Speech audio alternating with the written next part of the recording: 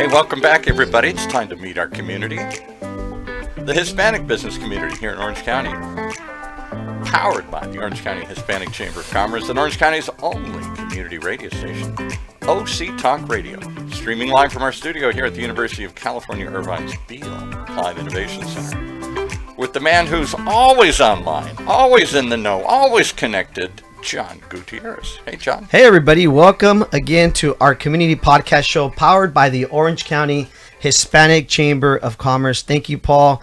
Thank you, OC Talk Radio, again for having us. And again, I'm your host, Senior Vice President here at the Orange County Hispanic Chamber of Commerce. We have another special guest with us again here today. We're very excited to have Julian Castenada. He is the Vice President at our Orange County Hispanic Youth Chamber of Commerce. He is the founder of Bags of Love Foundation, co-founder of Vibe Marketing Agency, a national ambassador and advocate for Leukemia and Lymphoma Society, and a two-time cancer survivor. Welcome, Julian. Yeah, thank you for having me. It's exciting to have you, Julian. I've gotten to know you throughout the last year and a half or so, or 2 years. And I got to tell you, man, you are one of the most driven young men that I've met. And so one of the things that I want to share with our listeners is where did this all come from? Can you share a little bit about, just yourself, your family, maybe, just where you grew up? Because we want people to understand there's a lot you're doing at 22 years of age. And I'd love for people to learn a little bit about, how you've gotten to this point. Yeah, so I was born and raised in Bakersfield, California. So it's, 2.5 hours up north. Shout out to Bakersfield, right? Bakersfield, yeah. California. Yes. And so, growing up there, I went to school there, and then it wasn't until my cancer diagnosis and then being diagnosed for a second time where I ended up getting a bone marrow transplant, where I ended up, realizing like I just wanted to make the most out of my second chance in life and make the most of each day and just go out there and live it to the fullest. So that's where I started my nonprofit, and then that just created more opportunities and more, it made me realize what I wanted to do, my passions, and so it just made me go after them, more and more each day. So you mentioned, of course, your first time you faced this challenge, right? Battling cancer. You were 10 years old. Yeah. Do you remember that age, like what you went through? Do you remember when that all kind of happened? Yeah. So when I was first diagnosed, I was basically in like second, third grade at the time.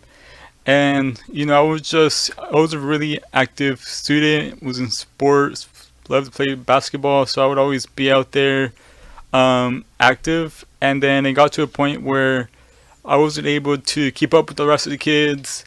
And, one day during lunchtime, I was just standing in line and I was so proud that I almost fainted. Wow. And so that's when I was taken up to the office and then ended up in the ER and then ended up getting transported to a children's hospital where they ended up telling me that it was leukemia that was the cause of having a low blood level and all that. I had to go with it. Yeah. So sorry to hear that. So for those of you that don't know, I mean, I can't even believe you went through this 2 times. Like you were then 16 years old and you went through it again. It came back, right? Yeah. So, at the time, the treatment for leukemia for boys was 3.5 years. So went through 3.5 years of treatment, and it was in and out of hospitals at times. Had a lot of other symptoms and stuff that I missed out on and had to deal with. And so finally was, back in school. I was, at that time I was diagnosed again. I was I was on my sophomore year of high school, and I was in track and cross country at the time. And so my goal at that time was to run my mile under 5 minutes. My freshman year during track, I ran it in 5:15. So that was kind of my really big goal during that time. And it was just like something I was really passionate about and was really focused on that during, my high school time. So when I ended up getting diagnosed again, it was right before the track season started. So like, I never ended up getting to, run track like that as fast anymore. And so, kind of missed out on that opportunity there. And so as a student, being diagnosed again for a second time, it was just hard because I missed out on, so much again. I ended up having to go through a bone marrow transplant at City of Hope because my initial treatment was working anymore since I built up a tolerance for the chemo. So I got my bone marrow transplant, and then about a year later, I was able to return to high school. And then so it wasn't until I was in high school where I ended up starting Bags of Love as a high school club. And again, I mean, this organization that you started, Bags of Love, basically it's your drive to go back and help the community, from my understanding, what you've shared with me. Share with everybody a little bit about what Bags of Love is, right? And how they can support it, how they can support what you got going on with it. I heard you're having a big gala, right? Yeah. Like next week, 200 people or so. This is in Bakersfield? Yes. Yeah, so Bags of Love officially started as a high school club at South High School. So it all started off by just selling one box of chips. So at the time I had enough money for one box of chips. Wait, you sold a box of chips? Yeah. Like chips to eat? Yeah, so like those variety packs that Yes. come with the small Wow. individual bags. Okay. So I went to Foodsco, came back to school the next day with the box of chips. That's awesome. sold it all the first day. Went back. I had enough to buy two. I gave one to a friend. We sold them all the same day. So we just kept going back until I had like 10 to 15 different friends across campus selling chips for me. So it was like a little operation we had going on during lunchtime. I would collect money, refill bags, and That is so cool. Paul, is this not the coolest story ever? I'm amazed. I'm sitting here listening to this whole thing, and I'm thinking to myself, what was I doing in 22? Was I doing any of this? Well, this was when he was 16. Well, he's 16. 17 maybe? 17, yeah. 17 years old. They're selling bags of chips at school, right, to raise money for this, what was going to become Bags of Love, right? Yeah. Nonprofit foundation that you have. And imagine, we always kid you because you were known as the Rocket. You're this fast kid in high school. If somebody in the middle of one of your rocket runs said, you can't run anymore. You got leukemia. You got to drop out for 3 years and battle this thing. I mean, this is, man, inspiring. So you're selling the chips, right? And then what happens next? So this was during my end of junior year, which was when I was able to return to school after my bone marrow transplant. So basically, as soon as I went back, I got right to fundraising. Can you explain what that is? I don't know what a boomer transplant is. Yeah, so a bone marrow is basically bone marrow. I'm sorry. Yeah. Okay, bone marrow. Yeah. I thought you said boomer. I'm like, I'm a boomer. They put a boomer in your The brain and your... bone marrow transplant, which for people that don't know, you can share a little bit about that. That's important, right? So the bone marrow is what creates your blood cells, and yeah, so... And you got to find somebody that matches, right? Yeah, so your bone marrow creates blood cells, and so as a cancer patient, your blood cells aren't always correctly made there. So what the bone marrow transplant does is you go through, before you even go through the actual procedure, you have to find somebody to match with, and that's the whole process itself. Especially with the Hispanic community, there's a lot less chance of matching with somebody because there's less people that are registered in the registry. Can we make a point of that? Because I actually knew somebody that donated bone marrow. The City of Hope, I think. Did you do this at the City of Hope? Yeah, City of Hope. And real quick, for those listening, I know we have a lot of new viewers that have come on. Right. Julian Castenada is with us today, Vice President of our Orange County Hispanic Chamber of Commerce Youth Chamber. He is the founder of Bags of Love Foundation and co-founder of Vive Marketing Agency, which is his business that we'll talk about here shortly. And he's the National Ambassador and Advocate for Leukemia and Lymphoma Society, a 2-time cancer survivor. I think this is important we continue to mention because you went through this, twice by the time you were 16. That is amazing. And so talk about that bone marrow donor. You can go and have your bone marrow tested and get into the registry and they know we've got this. If anybody needs this match, we got it. Yes. But few people, and you said even fewer within the Hispanic community, know about it or do it. So therefore, when kids like you come along and say, I need a match, we don't have many to look at. We don't have enough Share potential with matches. us. Is that what you went through? Yeah, so the crazy part is I ended up matching somehow with some person all the way in Germany. What? Yeah, have no idea how it works, but The bone marrow Yeah. that you're looking for to match you somewhere in Germany. yeah, Which goes to show, let's give props to City of Hope, right? Who's actually one of our new partners here in Orange County, right? Because And does a show with us here in the state. yes, that's right. And City of Hope, to have that network or that technology to find somebody for you in Germany, that's pretty surreal, right? yeah. No, it was they've been amazing. City Hope. How can, I don't want to go down a rabbit hole, but how can people join the registry? How could I go have my bone marrow tested and get entered into the database so that I could give some bone marrow?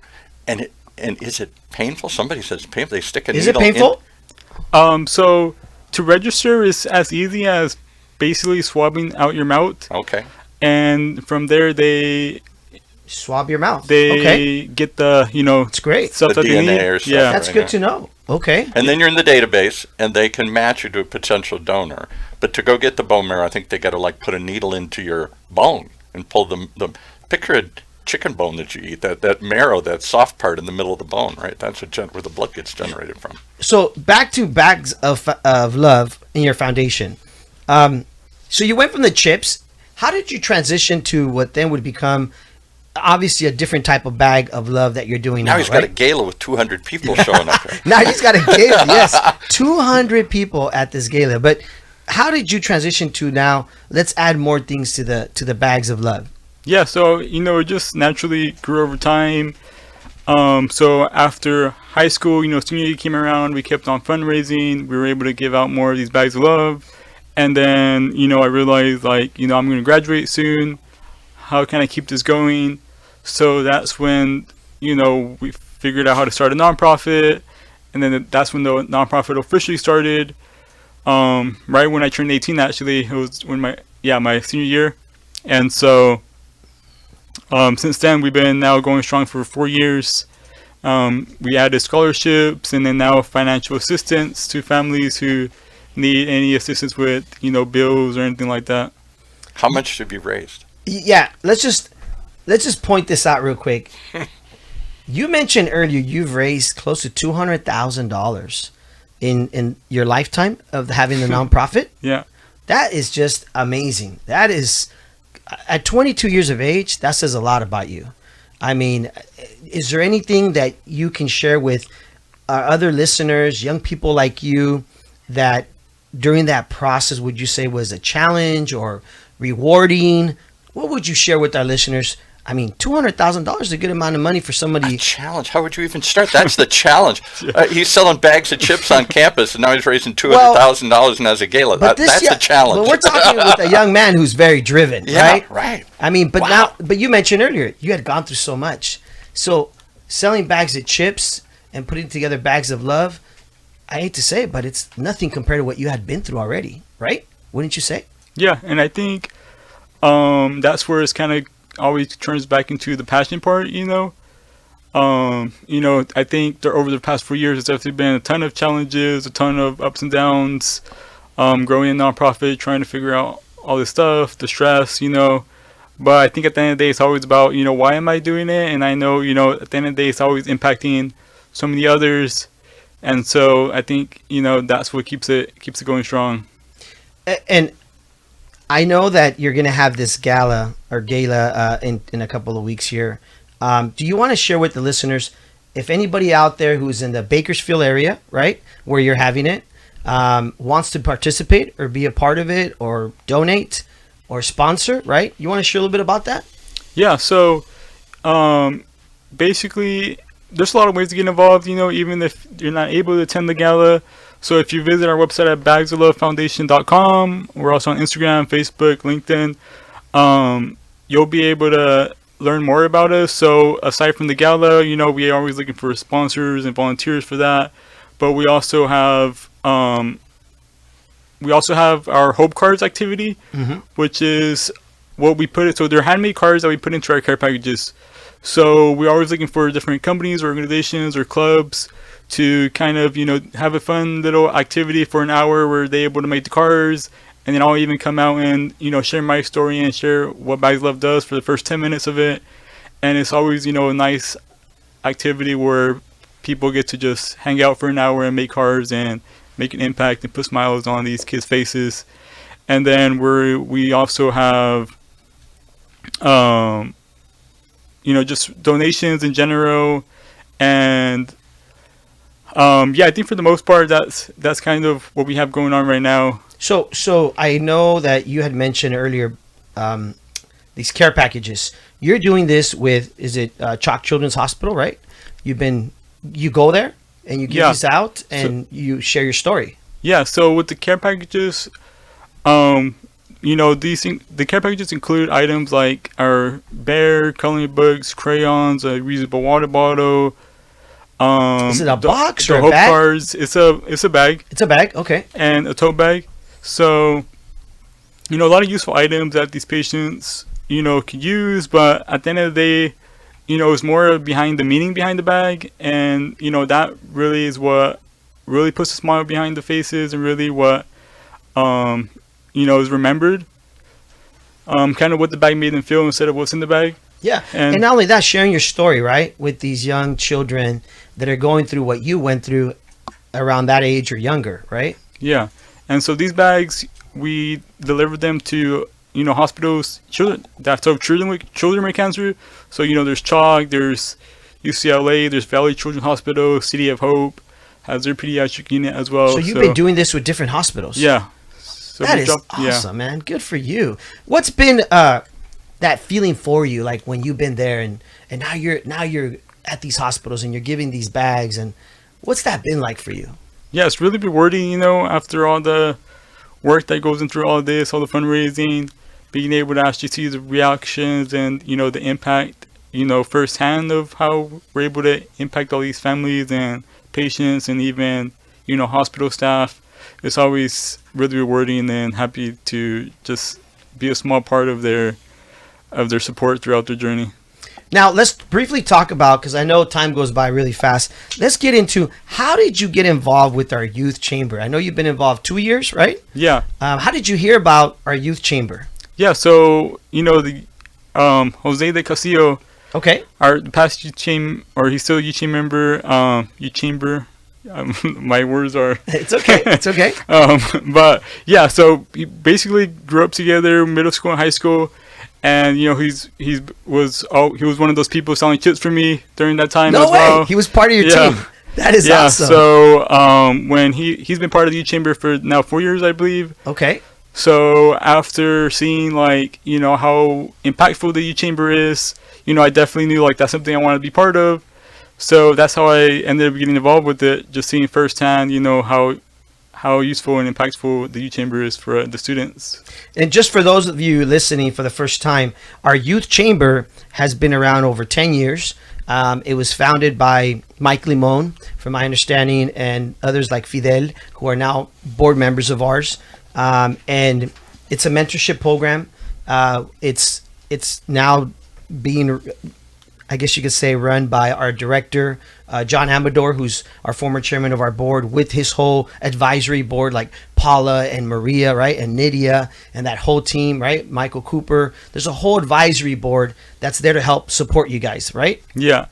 Yeah, and they're, work year round basically to help ensure we, are successful with all their events and, are there whenever we need feedback or mentorship in any aspects and, helping us support us however they can, or at least put us in the right places or people to help support us. So I know tonight we're having our, well, I say I and we because it's part of our Hispanic Chamber of Commerce, of course. The banquet is tonight for the youth chamber, right? And scholarships are given out to members of the youth chamber, right? And it's a really nice dinner, which will be tonight at El Mariachi restaurant. And I've been to it a couple of times, and it's very rewarding to see many of you young leaders. I don't like to call you guys kids, right? Because some people are like, is it a kids youth chamber? I'm like, no, these are young leaders. Because I mean, look at what you've done. You are an amazing young leader, right? And for us to be able to support other students, right, that are going to college and get scholarships, right? Yeah, and it's definitely a big help. If receiving scholarships from other organizations, I know is definitely like a really big support for students who, need to be able to get through college and pay through all the expenses, and kind of those first years of leaving home for the first time and all that. So I know scholarships are a really big impact to all students. So that's kind of one of the reasons why I also started providing scholarships. And yeah, it's always great to see. And you just graduated. So, yeah. Right? Share a little bit about, you graduated from Cal State Northridge with a marketing degree, right? So first of all, congratulations. What is it like? How are you feeling? It feels unreal. Yeah. Like being in school for, your entire life, basically, to now, not having to worry about homework assignments or any of that is a different mindset now, and it's really fun though, and just looking forward to what the future has to hold. And now that you say that, can you share with us, because we know that you're very driven, so you've started your own digital marketing company. Can you share with everybody, which is your next step, right? Share with everybody your digital marketing company, the name of it, how they can get connected with you, and what it does as a business. Yeah, so marketing is something I got into because of the nonprofit, and that's how I started learning everything and becoming really good at it, because I kind of needed to. And so originally going into college, I was going in as a mechanical engineer. Okay. And then I totally switched over once I started doing fundraising and the marketing for Bags Love, since I found that really fun, and I became passionate about that as well.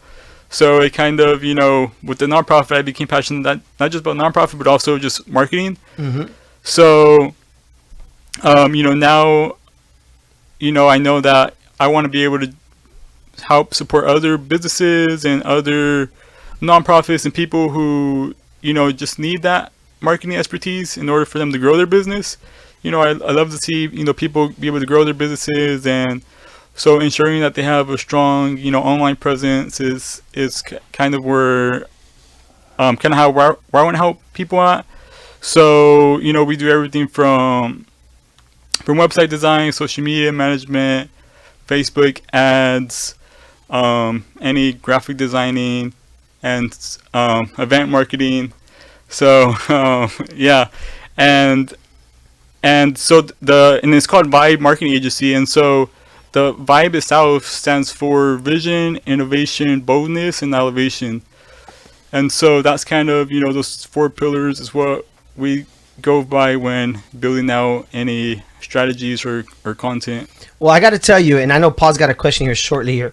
Vibe marketing is something that is needed out there. And the reason why I say that is because I've actually helped start about 10, 15 nonprofits with friends after we started our nonprofit. And there's a lot of people that don't know how to self-fundraise, right? You've raised $200,000, which is amazing, at your age, right? With Bags of Love, right? And other things you've been doing.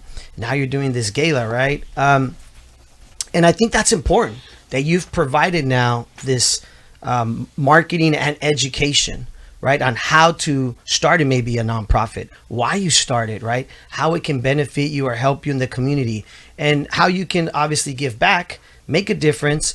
But I've always said to people, it's almost like you have that option when you have a nonprofit. Am I going to give the money to the government and let them kind of do whatever they want with it?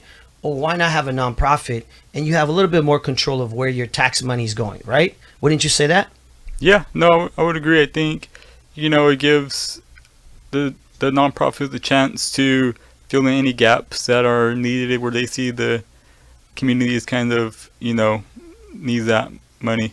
Paul, you had a question. I'm sorry. I'm flabbergasted. I mean, this whole thing is amazing. In a world, Now you know why I wanted to bring this young man on the Wow. show. in a world, I want to make a statement and then I'll ask you a question. Actually, I do it the reverse. I ask you a question first. Why leave college and start a business? We all think, I got to go get a job. Uh-huh. You say, I'm going to make a job. So for those of you listening that may, I know we're also on Facebook Live, is Paul's asking, most people leave college and they go apply for a job. Jillian here decided that he's going to start a business coming out of college. I think that's a great question. Yeah. What made you, obviously you already had started a nonprofit, but what made you decide I'm going to start my own business as opposed to I'm going to go apply and work somewhere else? Yeah, well, I think there's a couple different reasons. But I think some of them, it's like, the marketing agency has always been something that I wanted to do. It's always been, a dream, something on the bucket list. And so, during college, I tried doing freelancing and kind of started to try to get off the ground there. And then, as I approached graduation, I was applying to a couple different positions and jobs, and some of the places where I wanted to land at didn't end up following through. So I decided, why not just, if I can't find the opportunity, just create the opportunity. So that's where I just decided to just go with the dream and start off the agency instead of putting that off, and just start it now instead of waiting.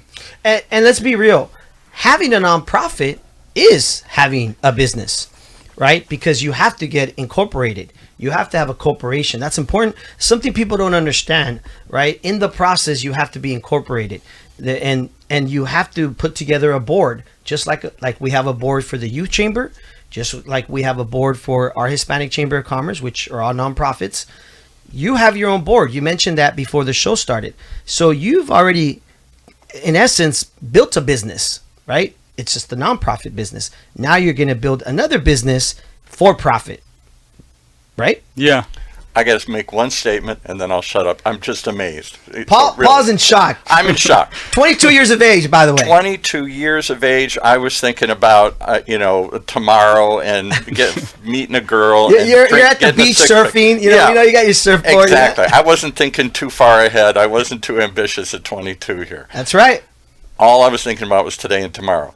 This blows apart the image that so many of us older generation think of the youth today, that they're all hackers and slackers and sitting in their parents' basement and just go out and get a job and get it going. This guy's the real deal. This guy's the real deal. This guy's the real deal. Congratulations. Really. And not only that, I mean, your parents, should I say, let's give them a shout out? Please. Yeah, no, they've definitely been, very supportive throughout all my journey. And, I would definitely say that, the morals and the person I am today would have been because, the way they raised me.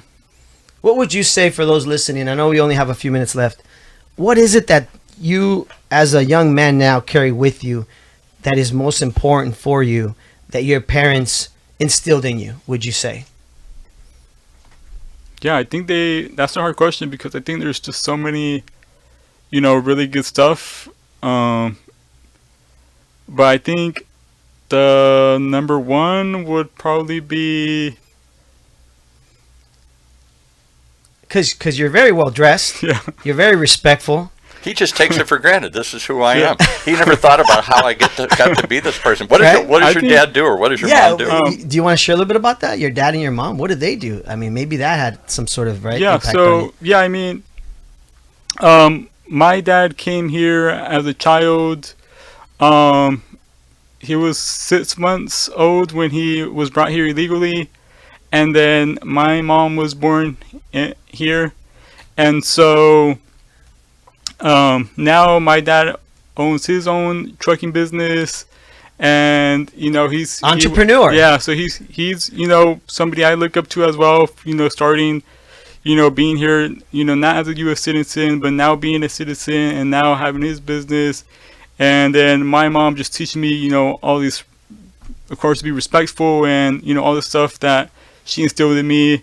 and supported me. And so, I mean, they both done a lot where, I can't even, yeah. What's their names, if you don't mind me Yeah. asking? Abraham and Erica. Saludos a Abraham y a Erika. Este muchacho, excelente. Qué estrella. What a hero, man. No, I'm serious. At 22 years of age, Julian, you should be very proud of yourself. You should be very proud of yourself, of what you've done, what you've accomplished. Obviously, you made a comment earlier that stayed with me. You said starting a nonprofit or something you said was in my bucket list. Not too many young people at 22 think of a bucket list. I was thinking of a bucket of beer. Right? But the reason why he said a bucket list is because of what he had been through. Exactly. Right? When you're young and you're battling cancer and you think, I may not see tomorrow, you kind of start thinking this Longer term. Right? Impact, right? Like, if I can make it through this, am I right, Julian? Yeah. If I can make it through this, these are the things I want to get done maybe in my life. And that's probably where you created a bucket list. Yeah, it's always been a mental bucket list. Yeah. Yeah. I got to go out and look at my bucket list. I got to get a bigger bucket. Paul, you need to just stop sitting here and doing shows. I'm telling you. Like you got a changing the world. Paul, you got a 22-year-old man here that's just surpassed you. Isn't that the truth? 22-year-old man, he is already way ahead of where I was 22. I want to again just say, congratulations on your Cal State Northridge, of course, degree graduation, in marketing. Let's support this young man in his new business, all right? Vibe, which is going to be providing digital marketing for businesses. How do they get a hold of you? Again, share your website of your business, because I know earlier you shared the foundation. Share how they get a hold of you if they want to hire you for their business. Yeah, so I'm on LinkedIn personally, and then also the website is called vmagency.com. That's right. So you could contact us there as well. Agency, Agenci. Yes, Agenci. Why that? Just a little to be different, cool? huh? Just to be cool. It'll be a little different. Paul's like, just vibe. to be cool. Yeah. We ended up misspelling it on the LLC, and that's Are you No, serious? I'm just kidding. Okay. I would have believed that. All right. But you, Yeah, we just wanted to be different, and stand out and show that, there's more than one ways to do something. yeah. See something he just said. I like to catch little things when people say this on the show. He said, we spelled it wrong on the LLC. A lot of people at 22 years of age don't know what an LLC is. That's the truth. Right? That's There's a the lot of truth. adults at like 40 years of age. What is an LLC? Limited liability corporation. Right? You know how to start a corporation. You started your nonprofit. Now you're starting your regular for-profit business. I thought it was going to have a deeper meaning. I thought because agency, Agency, you'd ask yourself, why am I doing this? And he said, I can do it. Let me tell you, first and foremost, please go out and support Julian Castenada with his nonprofit, Bags of Love Foundation, and also with his business, Vibe Marketing Agency. Again, congratulations. And tonight is our banquet for our youth chamber. Congratulations to all the winners and everybody that's been a part of it. And then, of course, October 2nd, everybody, is our scholarship golf tournament that we do annually for the chamber, where we raise money that goes towards the youth chamber that, again, Julian was talking about here. And we hope that you continue to be involved in the youth chamber as far as like our other board members. And one day be a board member on our board, right? Because you're on your way there. You're already there, man. I mean, you're killing it. Congratulations. Yeah, thank you so much. And Appreciate it. please send our best to your parents and say that we are very just thankful to have them share you with us. I know you're from Bakersfield. And so for you to be out here in Orange County, sharing the love, the education, being an inspiration, it says a lot. We appreciate you being out here in Orange County. So don't go back to Bakersfield too much. We still want you to hang with us and keep mentoring other people behind you, right? Yeah, that's the goal. That's the goal. Again, folks, thank you for tuning in to our community podcast show powered by the Orange County Hispanic Chamber of Commerce. Julian, any last words before we go here? Just thank you for the invitation again, and looking forward to everything ahead. We'll see you tonight at El Mariachi, and we'll have those delicious enchiladas, okay? Take it away, Paul. Thank you all for tuning in. We'll see you again next week, folks. Wow, if that doesn't give you a reason to tune in, I don't know what it is. You think of the youth today, you don't think of people that are out creating charities and building businesses and changing the world. That's what we're doing here with our community. All starts one conversation at a time. On Orange County's only community radio station, OC Talk Radio. Streaming live from our studios here at the University of California, Irvine's Beale Applied Innovation Center.